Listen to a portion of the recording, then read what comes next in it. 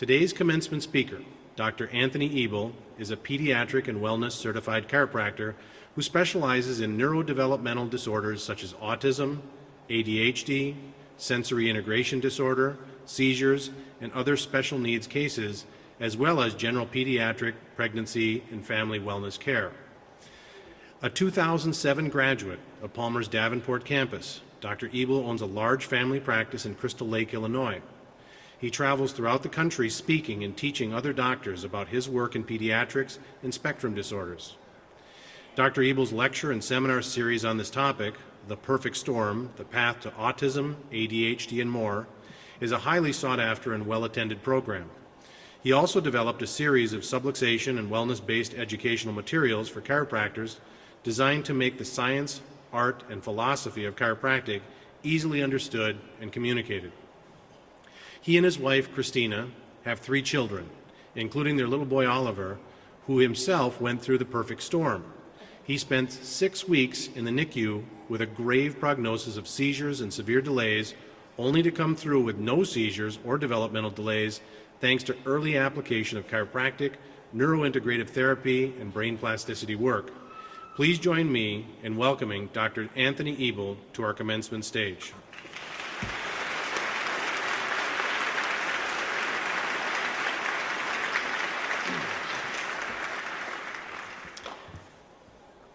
Good afternoon, Palmer class of 131, other graduates, and friends and family. I'm sure from that introduction, many of your grandparents are thinking, well, that sounded pretty cool, but why is there an 18-year-old kid on the stage talking now? But I assure you that in my 5 years since I sat in your seat, I've had many experiences, many success, many challenges, many things that I've faced that have really showed me what it takes to be successful, and I hope to share those with you today. So it really is an honor to be back in the cyclone state, as I promised Dr. Cunningham I would make note of. The roads on the way here were not near as bad as the Hawkeyes football team last year. Go Cyclones. So, let us begin. For those of you who have heard me speak before, or who maybe saw me here on the Spiz Night stage a year or so ago, you know that I have an immense tendency to go off on rampages and tangents and get pretty hot and bothered about different topics. But today is not about me. Today is about you. Today is about your future and your purpose. So what I want to leave you with today is something that sticks, something that you can remember, something that you can carry forth and anchor in the cement and know what you're doing when you get done today. And so I sum that up into 3 things. So I don't forget one of them, I want to make sure I list them right off the bat. The first one is to make a choice. Success depends upon only one person in this room, and that is you. And the most successful people in the world are the ones that just set out, made a choice, and decided to do it. The second thing I want to talk about and share with you is you need to be unique. No one seeks out sameness. No one likes boring. And the third thing is I want you to become certain. The most successful people on the planet are those who have unmatched and unbridled certainty in what it is that they do. And you need to develop that as well. So the first step, in today's society and political climate, it seems that the American dream of success and reaching the top has been demonized and kicked to the curb. It is mostly lost. It is watered down. I would say it's subluxated. When I travel to speak to other chiropractors these days, I'm completely surprised and taken aback by how much fear and uncertainty they have in what it is that they do. Well, docs, I am here today to spend a few minutes to give you the biggest adjustment that I can to that attitude if you have it. It really doesn't take 100 self-help books and 100 self-help and success seminars to really find it. What it really takes is just figuring out where it is within you, what it is that makes you tick. I promise you that none of you woke up this morning and said, man, I hope I can be average one day, or man, I really hope I can build a tiny clinic one day, or geez, it'd really be nice to help a couple people.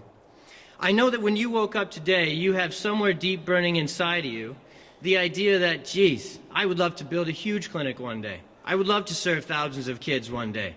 I would love to change the face of my profession, the face of healthcare, and the face of this country. And you absolutely can do it. So what I'm really telling you may seem really simple, but it really is. The first step you need to do is to simply make the choice to do that.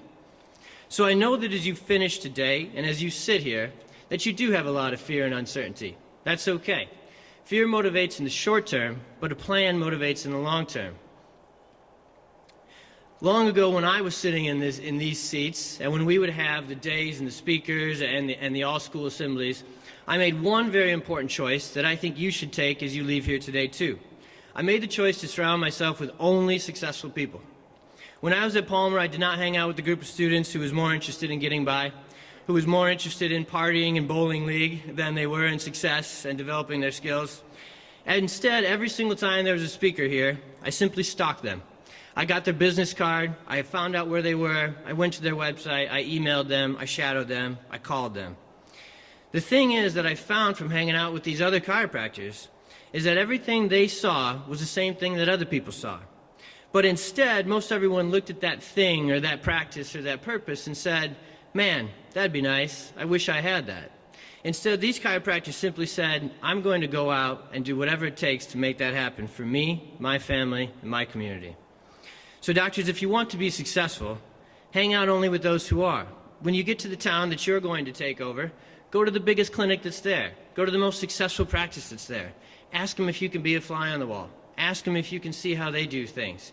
Learn from the best in order to become the best. That's why you went to Palmer, and it doesn't end today.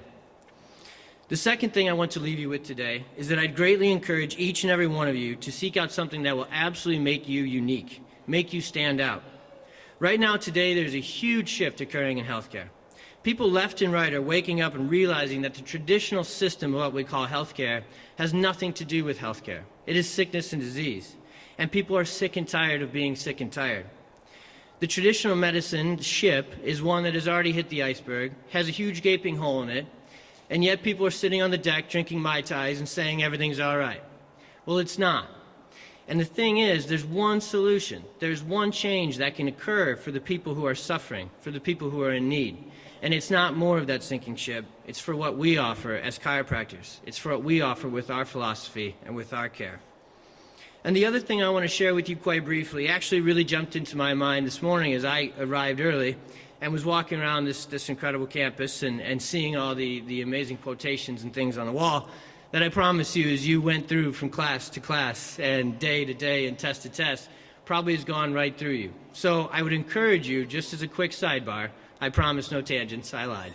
I would say before you leave, before you pack up your U-Haul and leave, just walk around this campus and take a picture with your iPhone of every single one of those quotes. They are really, truly amazing. But one of them that was there that I really caught my eye today and is so important in the current climate that we are as chiropractors was by the great Dr. Palmer. And it said, following the paths of least resistance is what makes rivers and men crooked. There are many people who want us to jump on that sinking ship. Well, I will tell you this. If we jump on that sinking ship, we lose our identity. We lose our uniqueness. And if we lose our identity and we lose our uniqueness, we lose our purpose. So if you want to jump on that ship, I hope that you either have a good life jacket or you are a good swimmer. The reason I can say this with undying confidence and certainty myself is that today people are seeking chiropractic out by the masses. Yes, I know that flies in the face of all the people who have told you it's really rough out there. You've got $180,000 in debt. You need to start out small. You need to have a tough time. That's what's going to happen. I know that they've told you you're going to get sued. You're going to have a tough time. But I will tell you this, and I know that is a scary and that is a real thought. But when I sat in your seats 5 years ago, I may have just been the craziest person in the building. And as chiropractors, we all have an extra little bit of craziness to us, and that's a good thing. When I walked out these doors, I was $175,000 in debt from school. I was $401,000 in debt from the building I had bought, and I was another $125,000 in debt from the practice startup loan that I took. Now I have the administrators on the stage going, why do we let this guy in here, right? But what that gave me is that gave me a purpose. That gave me some motivation. And yes, it gave me some fear, but at the same time, I knew there was never a better time in the entire history of this profession, and it started here, to be a chiropractor. You see, in the beginning of chiropractic, and there's no better place to see that than in these halls, the political challenges that we faced were incredible. The challenges to gain societal respect and purpose and passion were very, very challenging in the beginning. Well, unfortunately, today in 2013, too many chiropractors and too many people continue to make that excuse. They continue to use that as a reason why they can't achieve success. that people just don't like us, that they don't know what it is that we do. Well, I am here coming from the trenches and telling you that people now have the respect of your degree. You are here today because you just finished an incredible program, a very challenging program, and people know that. So your job as a chiropractor is easier than it ever has been in that light. But it is more difficult than it ever has been in a clinical light. So really where I'm going with this is people are suffering in such a high degree that they need you to be at a higher purpose. They need you to have a higher education and a higher degree of certainty in what it is that you do. They need you to stand out because they don't know that you're there, but they're looking for you. So for those people who have had all that time to talk you and scare you into what's going on, the reason they've probably had that time to have those conversations with you is they haven't been out saving lives left and right like I have. If you were able to talk to those people, and today I'm one of them sharing this with you, this is what they would say. Because chiropractic is so unique, because it is so different, and because nothing works quite like it, people everywhere from all walks of life want it. In fact, the whole scenario reminds me, so some of you may have, in this building right here, I know some people were giving me funny looks as I came in today, and I know that's because I have a bad haircut, but the hat's covering that up. Some people have seen me in the movie Doctored, which was an incredible movie that told the story of chiropractic, told the story of my son, and told the story of one of my patients.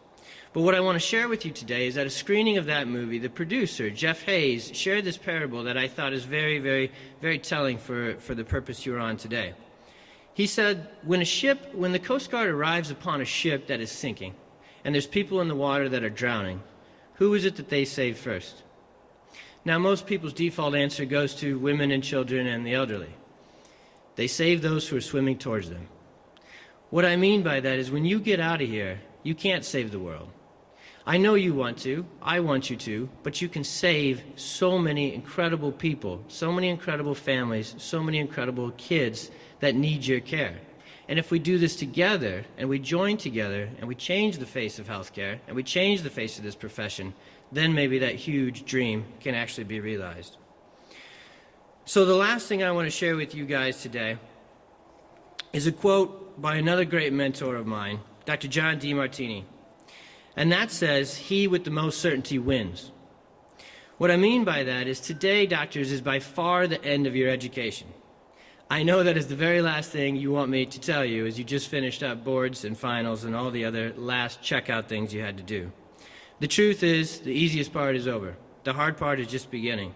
Another quote that was in the hallway of the skywalk, as you maybe passed through many times and not made really get the reality and the gravity of it, was unfortunately not by a chiropractor. When I read it, I was hoping it was a D.D. Palmer quote, but it's a Lou Holtz quote. And it says, "If what you did yesterday seems big, you haven't done anything today." So no, I'm not applying that those 30 credits per trimester you took, 100 per year, and the 4 parts of national boards were a walk in the park. But what I am applying is that the education of real life and expanding upon that education and making it a reality is an ongoing process. At 7 a.m. the day after I graduated here 5 years ago, I began my pediatric certification. So many of you may celebrate tonight. You may not see 7 a.m. tomorrow morning, all right? And I understand that. Where I'm going with this is that by the end of the second year of my practice, I had a pediatric certification and a wellness certification. What those did is they allowed me to brand myself with such certainty and such uniqueness that it never looked back. I was able to rapidly achieve success because I did have that uniqueness. I did have that certainty in what it is that I did. So with my ongoing education and clinical experience, I can say with absolute certainty to you that as you leave here today, there is number one thing that is affecting the health and lives of the people that we need to serve. And most importantly, the thing that motivates me and gets me up early every single morning, it's affecting the lives of the children that are walking around in our country right now. And that is not the whooping cough, that is not the flu, and that is not lead poisoning, and that is subluxation.